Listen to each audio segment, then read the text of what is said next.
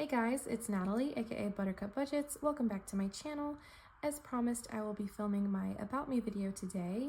I'll be talking a little bit about me personally as well as my financial goals for 2025. We'll start with the basics. I am a 32-year-old stay-at-home mom in Texas. My family consists of me, my husband, and our 2-year-old son. Throughout this video, I will be answering some questions that you guys asked me, so I'll start with the first one. Lisa L76 asked, what kind of debt do you have that you are working towards paying off? Do you have any plans for saving for 2025? A little bit about your family, what you do for a living, and just a little bit about me so that y'all know me better. So we will start with what I do for a living. I am a stay-at-home mom. Before that, I was a luxury sales consultant for a luxury appliance company. I have been a stay-at-home mom for 2 years now. I actually didn't plan on being a stay-at-home mom, but my son was born prematurely. He was born 7 weeks early. And so my husband and I worked towards paying off our debts and worked towards a single income so that I was able to stay home with our son. And he is currently in some developmental therapy and feeding therapy right now. So I don't have plans to go back to work full-time anytime soon. I might be interested in getting a part-time job sometime this year just to help us move our financial goals along, but I don't see myself working full-time at least in the next year. As far as debt goes, I don't have any debt currently. I paid off my car before my son was born. I have a 2015 Nissan Sentra. Woohoo! And I did have a credit card in the past that got up to like maybe $2,400, but I worked towards paying that off. So I don't have any debt except for my phone and my mortgage. But other than that, I don't have anything financed currently. So this is the budget planner I plan on using for the entirety of 2025. This is the Budget by Paycheck workbook from thebudgetmom.com. I've been eyeing this for over a year now, so I decided to finally get it to help me with my spending. And I filled out my Finding Your Why worksheet, so I just wanted to share that with y'all. So it says, why are you on this financial journey? Why do you want to get better with your money? I said, I want to build up a strong savings for my family. I want to get better with my spending so I can increase the amount of money I can save. Next, continue to ask follow-up questions. Why is your answer what it is from the question above? For example, if you answered the question above with, I want to pay off debt, you need to ask, why do you want to pay off debt? Keep drilling down and asking the next question. I responded with, I grew up very poor and do not want to repeat history for my son. I want my son to be able to take on any opportunity that comes his way without worrying how his parents will fund it. Whatever his interests are, I want to fully support it. So yes, I grew up in a low-income household. It was 4 children with divorced parents, so we didn't have many opportunities. We didn't have any college savings, anything like that. There was some food scarcity, things like that. So when I was little, I would always have thoughts of, do we have enough money for such and such? And a 7 or 8-year-old probably shouldn't have had to have those thoughts. So I don't want to repeat history for my son. I want to have a comfortable savings and be responsible with our finances so he never feels like we're in trouble financially. I don't want to make him think that we can afford anything and everything, because I know that's not true. But I want him to know that if he has an interest in something, we can financially support it, and his basic needs will have no problem being met. 6 Girls Budget asked, what did you learn growing up? What did your family teach you about saving or spending? Was it a paycheck to paycheck lifestyle, or was one parent a saver and another one a spender? Both of my parents are spenders. As I said, they are divorced, and they divorced when I was very young. I was 7 years old. They had a lot of credit cards and just they were house poor. I don't want to speak too harshly on them, but I learned a lot about what not to do with money. And yeah, I basically learned what not to do. Don't depend on credit cards to fund your basic needs. Don't buy things you don't have the money for. Don't go out to eat when you don't have groceries in the pantry. Things like that. I will keep it at that. But yeah, I learned what not to do with money from my parents. So like I said, this is the planner I'm planning to use for all of 2025. So if you haven't seen the Budget by Paycheck workbook, this is what it looks like. She has some savings trackers. I say she because Kamiko Love is the business owner of this, and I follow her channel. She has a yearly spending overview where you can put your expense categories and you can put how much you spent in total for each month. So that'll be really interesting for me to see how much I spend on groceries and eating out and things like that. I feel like if I track more in depth what I'm spending in each category, it will help me see, like, have a visual of where my money is going.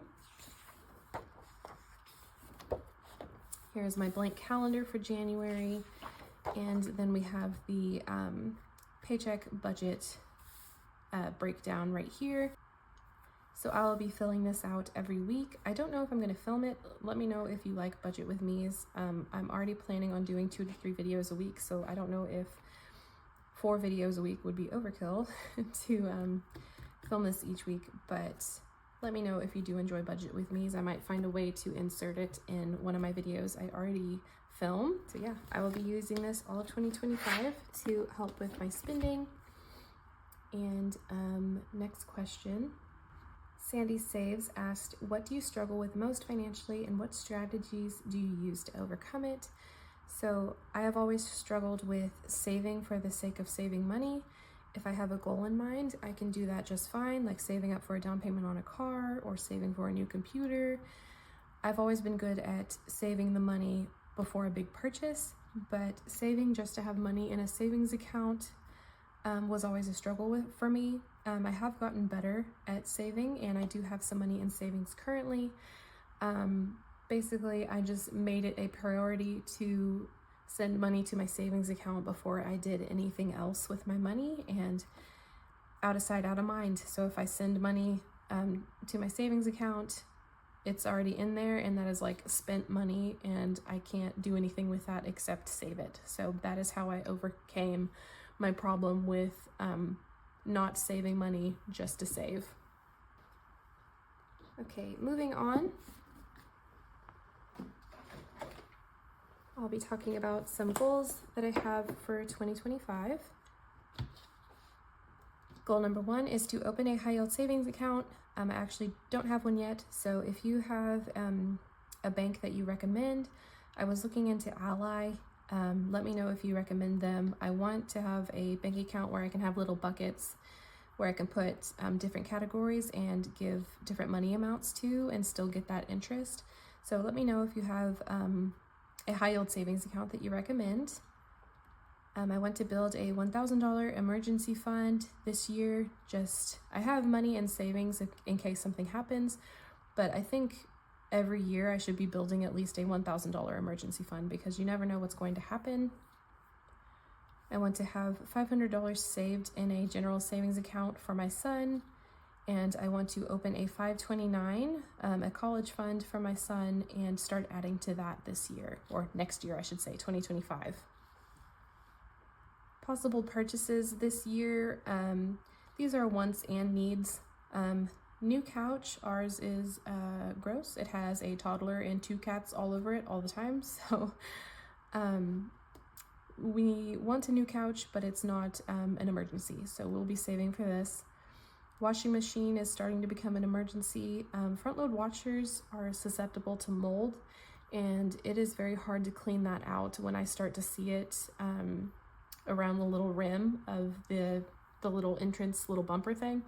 So we're going to be looking into a top load washer because I'm done with front load washers and their little mold problem. Dishwasher. Our dishwasher stopped working several months ago, and I've just been hand washing everything. So we will be looking into this, but it's not an emergency. Dresser, also more of a want than a need. We thrifted a dresser, and my husband and I just don't like it. So we will look around for dressers, but again, we'll just save for that and see where this year leads for these purchases. I wrote possible bonuses down on here for my husband. He is expecting a Christmas bonus sometime next week, so that might be a few $100, $1,000, I'm not sure. Then he'll have his incentive check for a small percentage of his sales throughout the year. He'll be getting that in like February or March. And our tax return, we've never owed anything, so I hope we get a little back with him being the single filer and us having a dependent. Hopefully we'll get some back, but I wrote the bonuses down here just so we have them, the bonuses and our possible purchases and goals in mind, so we can maybe put some of the bonus money towards these things before we do anything else.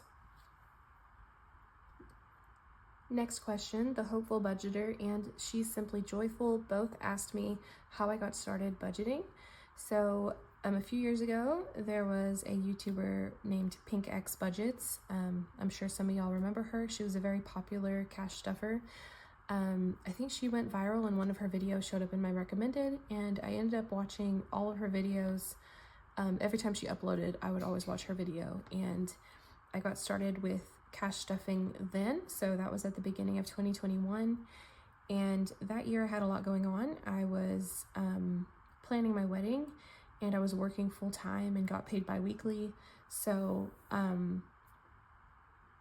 started filming videos back then, but I was so busy and needed all my money in my account for my wedding that I just stopped uploading videos, and I wasn't filming my cash stuffing videos, but I was still cash stuffing. And then fast forward to now, 2024, I found Candy, Stuff and Budget, and I found her Mini Monday videos, and I started watching those, and I fell down a hole, and I found the Savings Challenge community, and it has been so fun getting to know everybody and save money through games that I love it, and I will continue saving this way through little challenges and games. And everyone in this community is so supportive, so I have been really enjoying the YouTube community that I'm a part of now. Winter Babe Saves asked, what are your favorite savings challenges? And Jocelyn Gonzalez 8075 asked, some saving challenges you are looking forward to start in the next year. So I will show you some I'm planning to start. First, I will be doing this Me Time Challenge from Budget Your Life. Eva was so kind and sent this to me as a gift, and I promised her I would do this after all of the Halloween and Christmas challenges were out of the way, and I'm going to start this in the new year. So it comes in this cute little box, and it says that these little scratchers are $10 through $20 each, so I will just be scratching one each week until I run out of cards, and this will save me $175. So I'm excited to start this one. And this will probably just strictly go to self-care, like beauty and clothes. So I'm excited about that. Next, I plan on doing an At the Mall series. I love this game. This is from Prop Budgets. So check out Hannah's channel, Prop Budgets. She has her channel, her Etsy, and her Ko-fi. She just came out with a new level with really cute stores, and I want to play this game for my general savings, my little high yield savings account. I'm going to add money weekly from whatever I get in this game. I will be putting towards my savings account. I'm excited to play this, so look out for this series in the new year. I will also be doing Stuff and Budget's Year of Minis that she has on Etsy. They're mini challenges, so they'll be part of my Mini Monday videos, and they're all $30 each. So whenever I complete a mini, I am just going to put that $30 in my $1,000 emergency fund, and that will help me reach that $1,000 goal throughout the year. So I'm excited to do that. As far as what my favorite savings challenges are, I love to mix it up. I love scratch cards, I love mini challenges, I love dice games, as long as it's low denomination so I can play that game and many other challenges at the same time. I enjoy whatever I'm playing, and I'm looking forward to playing more dice games, color and saves, things like that in the new year. I'm looking forward to adding more games to my savings challenge binder in the new year, really mixing it up in between all the scratch cards I have. So I'm really looking forward to all the games that come out and all the games that I can play and complete in the new year. Okay, last question. It's a very important one. Megan Hutchison 8506 said, I'd love to know what inspires you and keeps you motivated. 100% my husband and son. I want to do my very best for them, to save money and to help us have a comfortable lifestyle. I want my husband and I to be able to retire comfortably. I want our son to have as many opportunities as he possibly wants. Fully funded college, car. I know this boy is only 2 years old, but you have to plan now. I want to be able to support us in the best way I can. I look at my son and I see so much potential in him, and I never want money to be a reason why he can't reach his full potential. I want to be able to support him emotionally and financially in whatever he chooses to do in this life. He is only a little 2.5-year-old boy, but I'm looking to the future and I want to do my very best for him. In the future, I want my son to look at his parents and be like, wow, my parents really invested in me and did their best for me emotionally and financially. So yeah, my family is my biggest motivation. I have never had a desire to keep up with the Joneses. I don't need a luxury vehicle. I don't need a giant house. I just want my family to be financially sound, financially safe and sound, and comfortable. Alright guys, that is it for today's video. It might not have been the most exciting, but I hope you feel like you know me a little better. If you have any more questions, feel free to ask them in my comments and I will answer. As always, please remember to like and comment, subscribe if you haven't already, and I will see you in the next one. Bye.